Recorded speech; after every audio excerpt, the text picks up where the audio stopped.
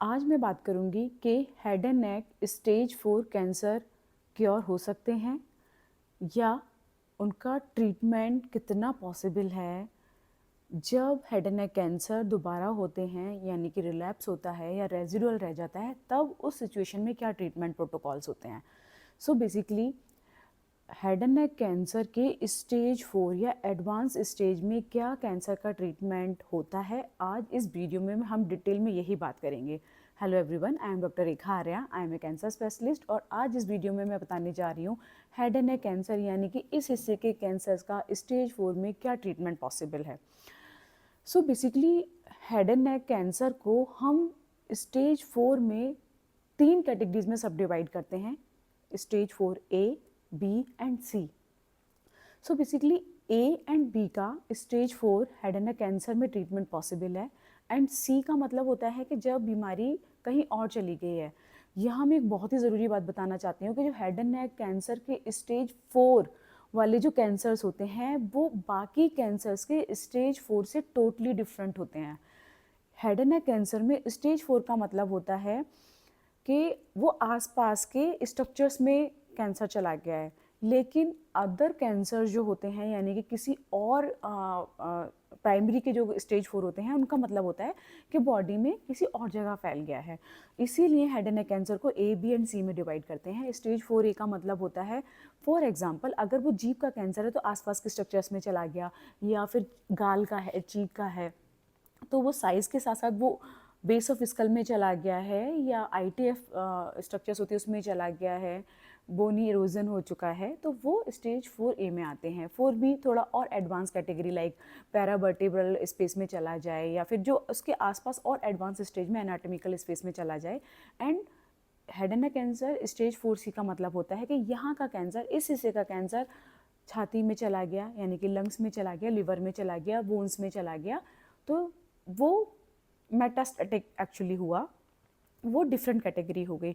तो head and neck stage 4 A and B में कुछ कैंसर्स में सर्जरी पॉसिबल होती है, कुछ में नहीं पॉसिबल होती है, तो उसमें कीमोथेरेपी एंड रेडियोथेरेपी से ट्रीटमेंट संभव है। बट अगर ये स्टेज 4 सी है तब उसमें ना सर्जरी का रोल होता है और ना ही कीमोथेरेपी एंड रेडियोथेरेपी का बहुत ज़्यादा रोल होता है। इन सिचुएशन में पैलिएटिव इंटेंट से रेडिएशन का रोल होता है किसी किसी कंडीशन में।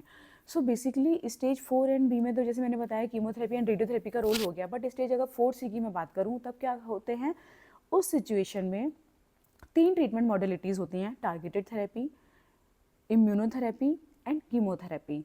टारगेटेड थेरेपी का मतलब होता है कि उस कैंसर में स्पेसिफिक टारगेट करके ओरल कुछ गोलियां दी जाती हैं, ठीक है। फॉर एग्जांपल किसी किसी में जेफ्टनिब वगैरह देते हैं। एंड इम्यूनोथेरेपी, जैसे कि आजकल आप लोगों को सभी को पता होगा कि हर जगह इम्यूनोथेरेपी हो रहा है। तो इम्यूनोथेरेपी में क्या होता है, कुछ ऐसे केमिकल्स मॉलिक्यूल्स हमारी नसों से दिए जाते हैं जो हमारी ही बॉडी की इम्यूनिटी को मॉडिफाई करते हैं उस कैंसर के अगेंस्ट लड़ने के लिए।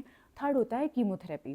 कीमोथेरेपी और इम्यूनोथेरेपी में क्या डिफरेंस है, कीमोथेरेपी और इम्यूनोथेरेपी में साइड इफेक्ट को लेके मेजर डिफरेंस होता है, क्योंकि कीमोथेरेपी कैंसर सेल्स के साथ साथ नॉर्मल सेल्स को भी किल करती है, बट इम्यूनोथेरेपी में ये साइड इफ़ेक्ट कंपैरेटिवली बहुत कम होते हैं, क्योंकि वो बॉडी की इम्यूनिटी को एनहेंस करके कैंसर सेल्स को ही किल करती है। एंड टारगेटेड थेरेपी में भी कंपैरेटिवली इम्यूनोथेरेपी एंड कीमोथेरेपी के कंपैरिजन में लेसर साइड इफ़ेक्ट होते हैं। बेसिकली कीमोथेरेपी के कंपैरिजन में लेसर साइड इफ़ेक्ट होते हैं। So chemotherapy, immunotherapy and targeted therapy stage 4 C का ट्रीटमेंट रहता है। अब ये कैसे डिसाइड होगा कि किस में क्या देना होता है, तो इनकी ना डिफरेंट डिफरेंट गाइडलाइंस होती हैं। कभी कभी ये चीज़ें हम कॉम्बिनेशन में यूज़ करते हैं, लाइक कीमोथेरेपी के साथ इम्यूनोथेरेपी दे दिया, इम्यूनोथेरेपी, तो डिफरेंट डिफरेंट प्रोटोकॉल्स होते हैं। ये सारा इस बात पे भी डिपेंड करता है कि क्या स्टेज है, क्या सब टाइप है, पेशेंट की कंडीशन कैसी है, जो बॉडी में डिजीज़ का स्टेटस है, मतलब लाइक बर्डन है वो कितना है। तो ये सारी बहुत सारी बातों पे डिसाइड होता है कि क्या दिया जाएगा। और सबसे ज़्यादा ज़रूरी होता है कि पेशेंट की कंडीशन क्या है। स्टेज 4 में ज़्यादातर आपने देखा होगा पेशेंट की कंडीशन बहुत अच्छी नहीं होती है। कुछ पेशेंट्स की कंडीशन ऐसी होती है कि देख के लग ही नहीं सकता कि उन्हें stage 4 head and neck cancer है। तो उन केसेस में फर्स्ट लाइन, सेकंड लाइन ये सारी ट्रीटमेंट ट्राई किए जाते हैं, बट सारा मल्टीफैक्टोरियल डिसीज़न होता है कि क्या हमें देना है। अब हम बात करते हैं कि स्टेज 4 में, स्पेशली 4C में रेडिएशन का रोल कब आता है। स्टेज 4C में रेडिएशन का रोल आता है जब बीमारी ऐसी जगहों पे चली गई है जहाँ पेशेंट को क्वालिटी ऑफ लाइफ में बहुत प्रॉब्लम हो रही है। फॉर एग्जांपल, अगर वर्टिब्रा, जिसे हम रीढ़ की हड्डी कहते हैं, वहाँ बीमारी चली गई है, पेल्विक बोन्स में चली गई है, लंबर वर्टिब्राज में चली गई है, जिससे पेशेंट को चलने फिरने में बहुत प्रॉब्लम हो रही है, पेन हो रहा है, फ्रैक्चर होने का डर है। अगर वेट वेयरिंग एरिया में बीमारी चली गई है, तो ऐसी जगहों पर हम पैलिएटिव रेडियोथेरेपी देते हैं, और वो जो डोज होता है कंपैरेटिवली डेफिनेटिव से कम होता है। लाइक 25 दे दिया, 13.5 दे दिया, 13.10 दे दिया, तो that is palliative intent. Palliative means palliation कर रहे हैं। तो स्टेज 4C में सिर्फ पैलिएटिव के पर्पज़ से रेडिएशन का रोल आता है। कभी कभी कुछ ब्लीडिंग के सिम्टम्स आने लगते हैं पेशेंट को, इतनी ज़्यादा बीमारी बढ़ जाती है, तो हम उस टाइम पर भी प्राइमरी को कभी कभी 1310 या फिर 25 हीमोस्टैटिक काइंड ऑफ आरटी भी दे सकते हैं। बट इस सिचुएशन में सिर्फ और सिर्फ पेशेंट का क्वालिटी ऑफ लाइफ को इम्प्रूव करने के लिए, उसका सर्वाइवल बढ़ाने के लिए ट्रीटमेंट किया जाता है। बहुत ही रेयर सिचुएशन में ऐसा होता है कि हेड एंड नेक स्टेज 4 में बीमारी में, head and neck stage 4 cancer में ये बीमारी जड़ से ख़त्म हो जाए। ये बात क्लियर होना बहुत ज़रूरी है कि कब किस इंटेंशन से ट्रीटमेंट हो रहा है, क्या क्योर है, क्या सर्वाइवल रेट है, क्योंकि नो डाउट पेशेंट का कंडीशन एंड अफोर्डेबिलिटी बहुत बड़ा इशू हो जाता है। क्योंकि स्टेज 4 में जब भी हम ट्रीटमेंट देते हैं तो ऐसा नहीं है कि हमने 6 साइकिल दिया और ख़त्म। उसमें ये देखना होता है कि इतना ट्रीटमेंट हमने दिया, पेशेंट का क्या रेस्पॉन्स है। कुछ पर्टिकुलर नंबर ऑफ साइकिल देने के बाद या इम्यूनोथेरेपी देने के बाद या टारगेटेड थेरेपी, जो भी उसका इंडिकेशन है according to the diagnosis of the stage, हम ये देखते हैं कि क्या वैल्यूएशन है, रेस्पॉन्स क्या आया है। अगर पेशेंट का रेस्पॉन्स अच्छा है तो उसी को कंटिन्यू करते हैं, और अगर नहीं है तो हम चेंज करते हैं, फर्स्ट लाइन से सेकेंड लाइन, सेकेंड लाइन से थर्ड लाइन। मल्टीपल कीमोथेरेपी और इम्यूनोथेरेपी के कॉम्बिनेशंस ट्राई किए जाते हैं।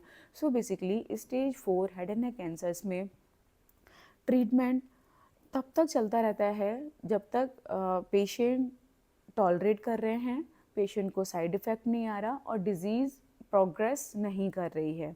अगर ख़त्म हो जाती है तो कुछ टाइम के लिए पेशेंट को ट्रीटमेंट फ्री कर देते हैं, बट हमेशा दिमाग में रखिए stage 4 head and neck cancer हमेशा बहुत ज़्यादा relapse, residual and progressive type के कैंसर्स होते हैं जिनकी प्रोग्नोसिस ख़राब होती है।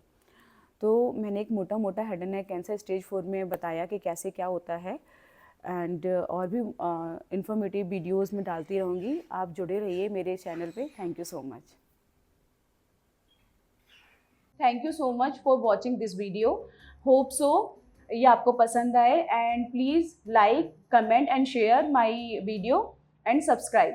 Thank you so much.